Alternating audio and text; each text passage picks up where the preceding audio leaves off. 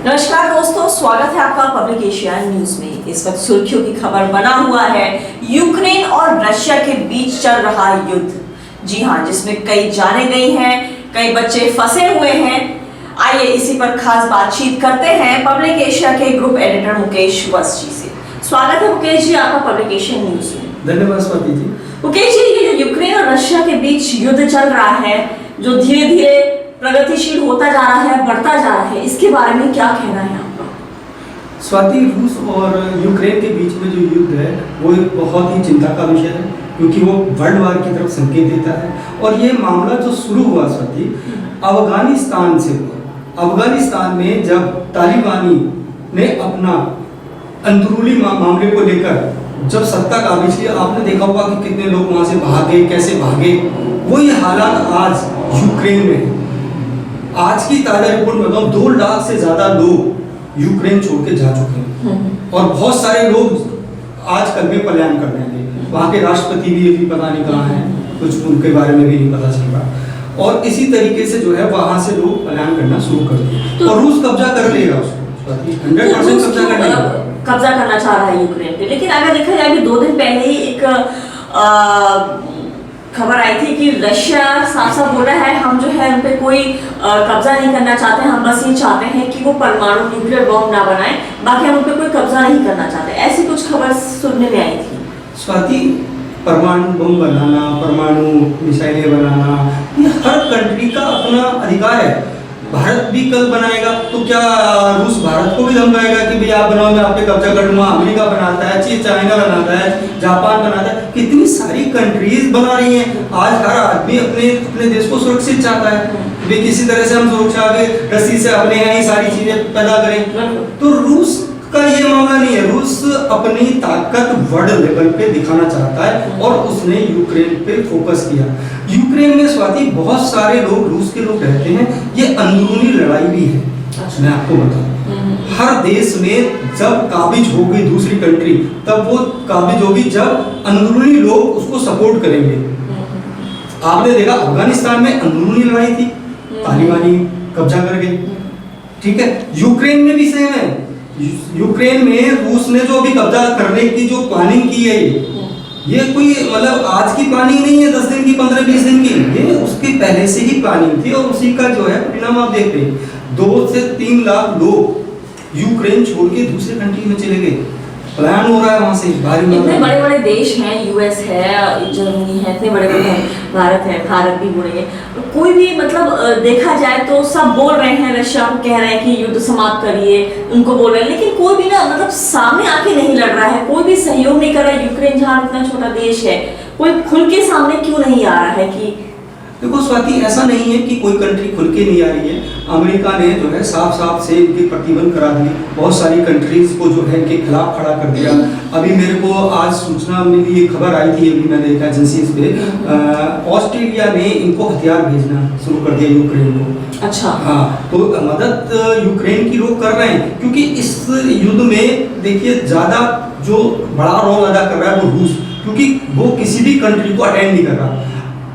स्वाति, जब तो क्या मतलब रूस डर नहीं रहा है किसी से? उसी अपने इतना घमंड हो गया अपने पावर्स पे, क्यों मतलब ऐसा? स्वाति, वर्चस्व की लड़ाई, अमेरिका अपनी वर्चस्व की लड़ाई लड़ता है, चाइना अपनी वर्चस्व की लड़ाई लड़ता है, रूस अपने आप को ताकतवर समझता है। ये सिर्फ एक विश्व स्तर पे अपनी ताकत दिखाने की कोशिश है, इसीलिए ये कब्जा किया जा रहा है। अब स्वाति, ये जैसे पहले आपने देखा होगा राजा महाराजा या पहले जो तुर्की के लोग थे वो कैसे कब्जा करते थे, ये वही प्लान शुरू कर दिया है। वो इसी तरह से अपनी सेना बनाते थे, घुस जाते थे उस कंट्रीज में, वहां जाके सब कब्जा कर लेते थे।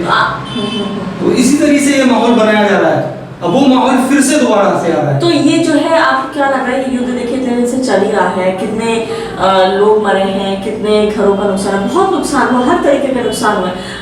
ये क्या लग रहा है आपको, ये युद्ध किस तरफ मोड़ लेगा, किधर जाएगा, या क्या थमेगा या पूरी बर्बादी करके छोड़ेगा? क्या है इसका, कहाँ का अंत होगा इसका? देखो स्वाति, जब अभी 2 दिन पहले 3 दिन पहले जब खबर आई कि भारतीय वहाँ फंसे हुए हैं बच्चे, उनको लाया जाए, तो मोदी जी ने पुतिन से बात की। ठीक है, लेकिन मैं यही देख रहा था कि मोदी जी का स्टेप क्या होगा उस पर। ठीक है, मोदी जी ने जैसे ही अगले दिन मैसेज किया कि भाई हम अपने बच्चों को तुरंत बुलाएंगे, आपने देखा कि रन फनन में जो है फ्लाइट भेज के बच्चों को बुलाया जा रहा है। मैं समझ गया कि ये बड़े युद्ध की तरफ जा रहा है, यूक्रेन का रूस का मामला बड़े युद्ध की तरफ जा रहा है, और जब तक रूस उस पर कब्जा नहीं कर लेगा पूरी तरीके से, तब तक ये युद्ध थमने वाला नहीं है किसी कीमत में। अब वहाँ पे जो यूक्रेन के लोग हैं वो अपने देश को बचाने के लिए सामने आ गए स्वाति। अब ये हालात हो गई है कि देखते ही गोली मार दो जो भी मिले। अभी मीडिया के लोगों को भी पकड़ के पूछताछ की जा रही है, वहां से जो फुटेज पहले मीडिया ले रही थी अब उनको भी बंद कर दिया, फुटेज नहीं लेने दे रहे हैं कि यहाँ से चीजें बाहर जा रही हैं।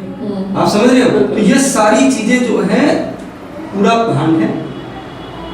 रूस पूरी तरीके से काबिज हो चुका है यूक्रेन पे, हमें मान लेना चाहिए। जैसे अफगानिस्तान का हुआ था सेम यूक्रेन का हुआ। रूस, अभी खबर आई है कि रूस जो है यूक्रेन से कह रहा है कि हम बातचीत को तैयार है, हम बात करना चाहते हैं बैठ के। तो क्या रूस डर रहा है? अब क्या डरने लगा या फिर क्या दिमाग में चल रहा है रूस के, क्यों बात करने के लिए क्यों तैयार हो गया? दूसरा वो बोल रहा है कि मेरे 8300 जो जवान हैं वो मर गए, ठीक है। तो ये क्या जताना चाह रहा है बता करके?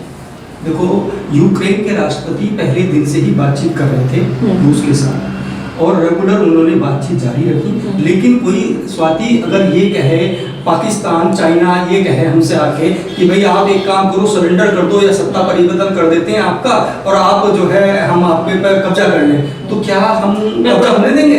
तो यूक्रेन पहले से ही शांति के लिए क्या हुआ था ना, पहले यूक्रेन बोला था हम बातचीत करेंगे, रशिया वाला करना, अब रशिया पलट के आ गया, यूक्रेन खड़ा हो गया आगे, तो रशिया पलट के आ गया कि हम बातचीत को तैयार हैं।